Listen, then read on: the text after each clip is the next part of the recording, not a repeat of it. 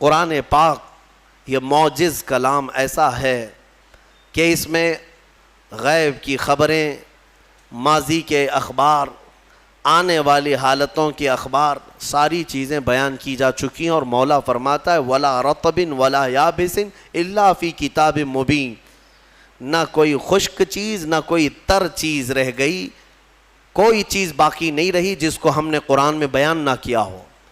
آج ہی ہم نے تلاوت بھی کیا ہے، آج کے 14ویں پارے میں اللہ تعالیٰ نے فرمایا وَنَزَّلْنَا عَلَيْكَ الْقُرْآنَ تِبْيَانًا لِكُلِّ شَيْءٍ، ہم نے ہر چیز کا واضح بیان قرآن میں اتار دیا ہے۔ اس کتاب میں ہم نے واضح بیان کر دیا ہے۔ حضرت عبداللہ ابن عباس رضی اللہ تعالیٰ عنہ ایک مفسر بھی ہیں اور حضور صلی اللہ تعالیٰ علیہ وسلم کے چچا حضرت عباس کے بیٹے ہیں، حضور کی شاگردی میں قرآن پڑھا ہے۔ وہ کہتے ہیں کہ اگر میرے اونٹ کے گلے کی رسی بھی گم ہو جائے تو میں قرآن سے ڈھونڈ لوں گا، اتنا علم ان کے پاس تھا۔ میرے عزیزو، اونٹ کی رسی اور قرآن کا کیا تعلق ہے؟ لیکن ان کے کہنے کا مطلب یہی ہے کہ دنیا کی کوئی بھی چیز تم لے آؤ میں اس کو قرآن سے حل کر کے دکھاؤں گا۔ قرآن تمام علوم کا خزینہ ہے اور اللہ تبارک و تعالیٰ اس کی حفاظت کا ضامن ہے، کچھ نہیں ہوگا قرآن پاک کا، کچھ نہیں ہوگا۔ آج کے زمانے میں ہم نے ایک حادثہ دیکھا، دلی میں بیٹھ کر وسیم رافضی نام کا ایک ملعون نطفہ ناپلید جو دوسروں کی جھولی میں پلتا رہا، دوسروں کے فضلے کھاتا رہا، اور کسی اور کا پالا ہوا بندہ اٹھ کر کے اچانک قرآن پر حملے کرنے لگا کہ میں قرآن کو بدل دیتا ہوں اور دوسرا قرآن لے آتا ہوں۔ دوسرا قرآن مطلب 26 آیتیں نکال کر کے، جو قرآن کی اصل آیتیں وہ نکال کر کے حذف کر کے ایک نیا قرآن لے آؤں گا۔ کتنے دن چلا اس کا قرآن؟ ابھی تو ہم بھی زندہ ہیں، ابھی ہم بھی زندہ ہیں، ہماری نسلوں کی تو بات چھوڑو۔ کہاں گئے صاحب جو چیلنج کر رہے تھے قرآن نیا لائیں گے سب کو؟ مدرسوں میں اس خبیث نے قرآن بھیجا تھا ایڈریس پہ، کئی مدرسوں میں پارسل بھیجا تھا کہ یہ قرآن اب پڑھایا کیجئے۔ جرأت اور ہمت دیکھیں، ابھی انجام آنا باقی ہے میرے عزیزو۔ جب جب کسی نے قرآن کو بدلنے کی کوشش کی ہے، مولا پوری اس کی ذات کو بدل دیا ہے، اس کی پوری حیثیت کو بدل کر رکھا۔ ہاں ابھی انجام دیکھنا باقی ہے، آپ انشاءاللہ اپنی آنکھوں سے دیکھیں گے رب ذوالجلال کی پکڑ کیسی آتی ہے۔ کیونکہ میرے گھر کے ساتھ چھیڑ چھاڑ کر رہے ہو الگ بات ہے، میرے کپڑے کے ساتھ چھیڑ چھاڑ کر رہے ہو الگ بات ہے، لیکن مولا نے جس کے بارے میں وعدہ کیا کہ ہم نے قرآن کو اتارا اور ہم ہی اس کی حفاظت کریں گے، اور تم اس کے علم کے ساتھ چھیڑ چھاڑ کرو، اب پھر اللہ سے جنگ کرو، پھر اللہ سے جنگ کرنے کا انجام وہ خود بھگتیں گے۔ لیکن مسلمانوں سے میں یہ کہنا چاہوں گا، ہمیں قرآن پاک کے ضائع ہونے کا بالکل خوف نہیں ہے، ضائع ہونے کا خوف نہیں ہے، انشاءاللہ یہ صبح قیامت تک باقی رہے گا۔ لیکن میرے عزیزوں، تم پر کہیں ایسی مصیبتیں نہ آئیں کہ قرآن تم سے روٹھ جائے، قرآن تم سے دور ہو جائے۔ ہاں یہ بھی ہو سکتا ہے، کئی قوموں میں ایسا دیکھا گیا ہے کہ قرآن ان سے دور ہو گیا، تو یہ تمہارے لیے نحوست ہے، یہ تمہارے لیے بربادی ہے۔ وہ زمانے میں معزز تھے مسلمان ہو کر، وہ زمانے میں معزز تھے مسلمان ہو کر، اور آج ہم خوار ہوئے تاریک قرآن ہو کر، قرآن کو چھوڑ کر کے ہی ہم آج خوار ہیں، ذلیل ہیں۔ قرآن ایک محکم کتاب۔ آج میں آپ کو بتاؤں ایک فخر کی بات، آپ مسلمان ہیں، آپ اگر کسی کے ہاں بحث میں آ گئے، کوئی اگر آپ کو پکڑ کر کہنے لگے تیرے دین کی حقانیت کی کیا دلیل ہے، تیرا دین حق ہے، مذہب اسلام سچا ہے، کیا دلیل ہے؟ اللہ ایک ہے تم بولو، یہ تمہارا عقیدہ ہے، تیرا فیتھ ہے۔ محمد صلی اللہ علیہ وسلم دنیا کے سب سے اعلیٰ اور اشرف انسان ہیں، سامنے والے کہے گا یہ تیرا عقیدہ ہے، تیرا فیتھ ہے۔ کرنٹ فی زمانہ مجھے کوئی ایسی دلیل دے دے جس کو میں سمجھ سکوں کہ تیرا دین سچا ہے۔ میرے عزیزو، سچ بتاؤں تمہارے سامنے پیش کرنے کے لیے بڑے بڑے واقعات، بڑی بڑی کہانیاں، بڑی بڑی روایتیں، یہ سب نہیں، بلکہ صرف اور صرف تم قرآن پیش کر کے چیلنج کر سکتے ہو میرے دین کی حقانیت کی سب سے بڑی دلیل یہ ہے جو آج تک محفوظ ہے۔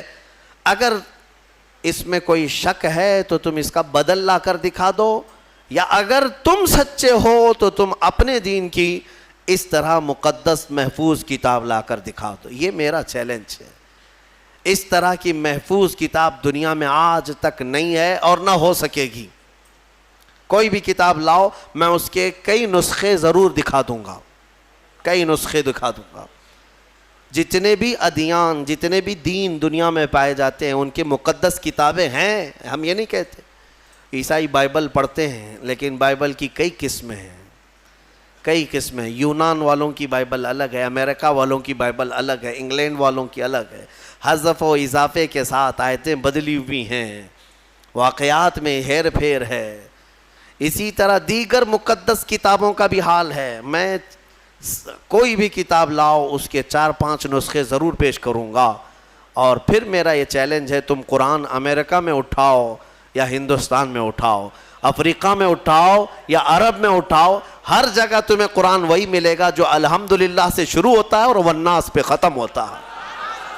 الحمدللہ، یہ قرآن کی حقانیت کہ اس کے، اچھا آپ کیا سمجھتے ہیں اس کے دشمن نہیں رہے، اس کو ختم کرنے کی کوششیں نہیں ہوئی؟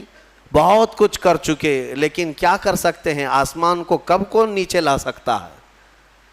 آسمان کو نیچے، کچھ دشمن ہوتے ہیں، سنا ہے کہ کتا چاند کا دشمن ہوتا ہے۔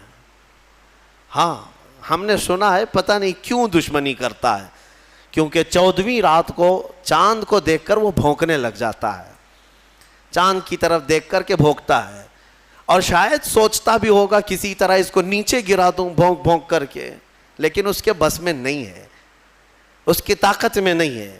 اس طرح بہت سارے آج کتے بھونکتے ہیں اسلام کی اس چکا چوند روشنی کو دیکھ کر، لیکن ان کے بس میں نہیں ہے اس کو زمین پر لا سکیں، قرآن کو زیر کر سکیں یا اسلام کو ختم کر سکیں۔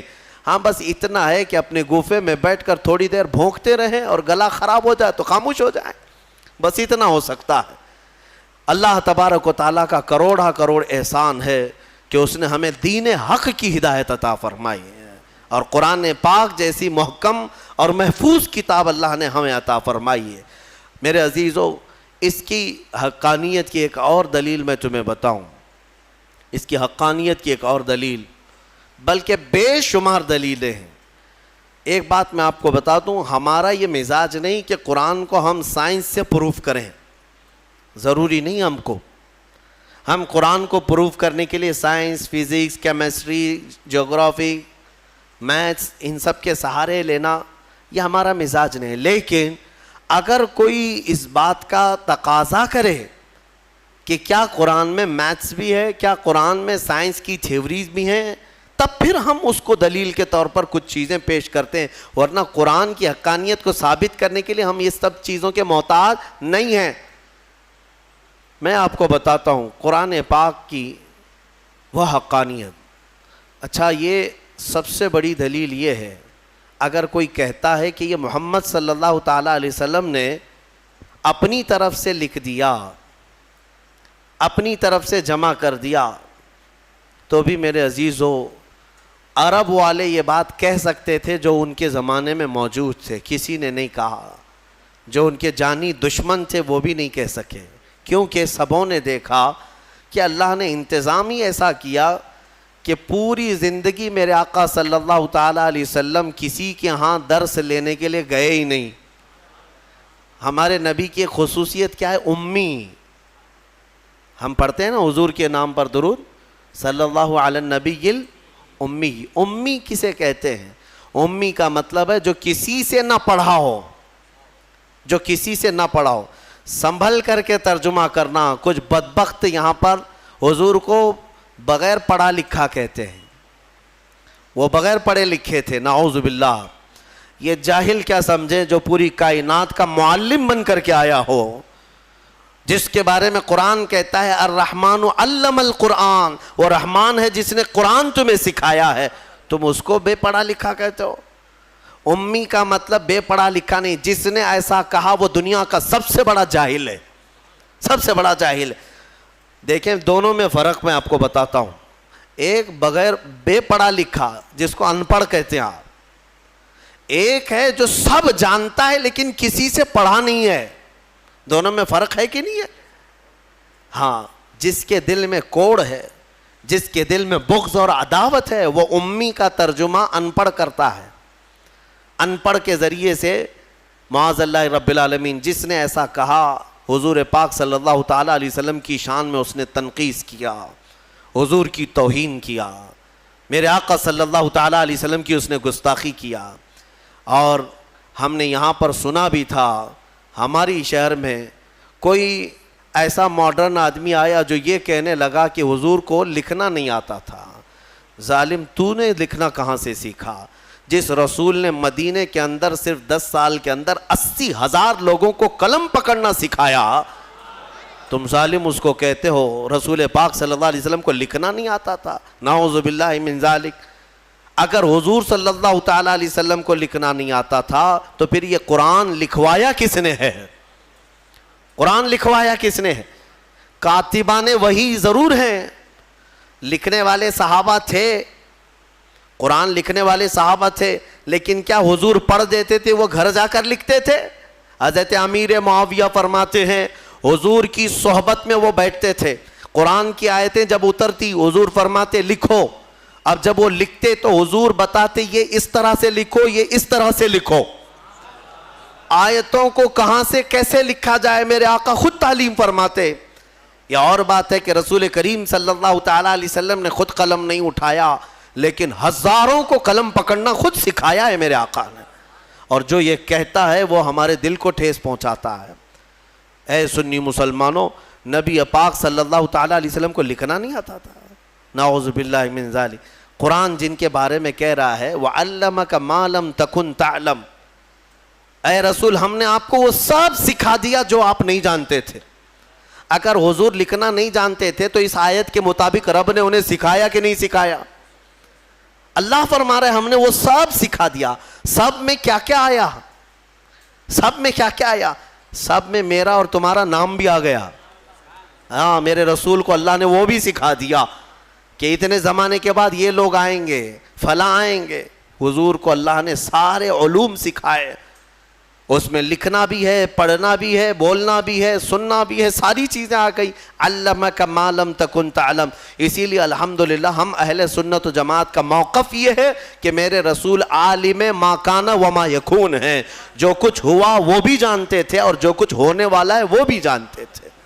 بات میں جو کہہ رہا تھا وہ توجہ سے سنیں.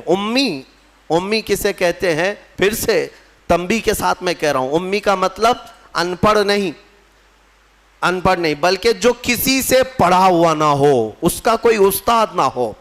میرے رسول کی شان ہے وہ امی ہیں. اگر ان کو کسی نے پڑھایا ہے تو سیدھے ان کے پروردگار نے پڑھایا ہے.